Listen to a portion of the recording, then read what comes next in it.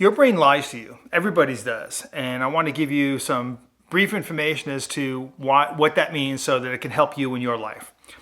So in order to do that, I have to explain some intellectual stuff. It's a concept that will help you understand what I mean by what I'm talking about.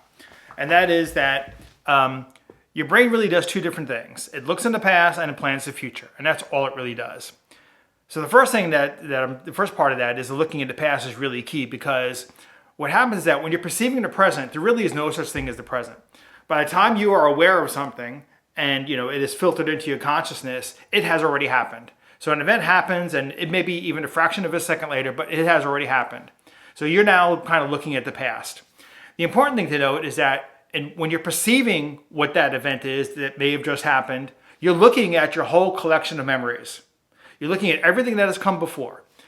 Part of that, and there's two aspects to that. One, there is this quantitative information. So like when you're thinking of a car or a person or whatever, you're describing them in quantitative information. They're this tall, that's their name, this car is this type of brand, and different things. But along with that quantitative information, you also record qualitative information.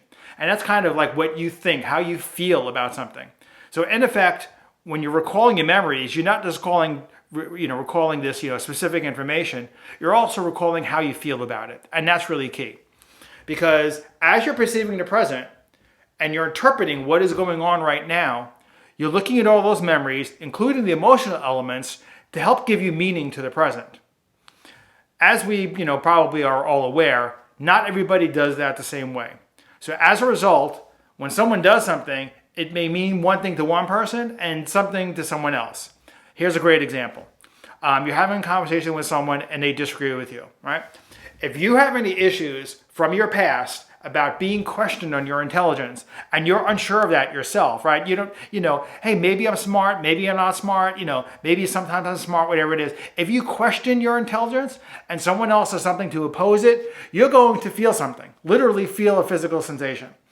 And when someone opposes you, you'll feel that gut feeling in your stomach. So if you're a person who has some question as to how intelligent you are, you will receive an opposition maybe as a kind of a threat. Someone is questioning you, maybe putting your intelligence down. If, however, you're very comfortable with what you know and or maybe even open to the fact that you make a mistake, you're going to interpret that opposition differently. It's not really going to bother you. In my particular case, I'm generally very secure about how I feel about my own intelligence and other things. So if someone opposes me, I don't go to, oh, this says something about me. I think I'm observing and I'm thinking, what is this person telling me about them? And in this particular case, it's going to be, what do they mean by what they're saying, right? It's okay for them to disagree with me. It's okay for me to have something wrong.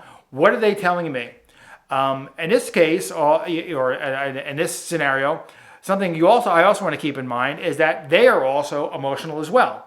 So as they're calling from their past, right, they're looking at their memories, they may have these filters that make them sensitive to something. So maybe I said something that suggested that, called their intelligence into the question. As a result, they kind of, kicked back and put it back in me. So at that point, I go to de-escalate things. I'm not worried about getting my ego hurt or something like that. I'm more concerned about having a connection with the person versus being right in a conversation. I look to be successful, as I call it. So that's, kind of to reiterate that the point of this conversation here is that the way we perceive the present is by looking at the past. And the meaning that we give to all those different memories will determine how we perceive the present. And when you and someone else have some kind of conflict, you don't see the present the same, that tells you that the way you're looking at the past is differently.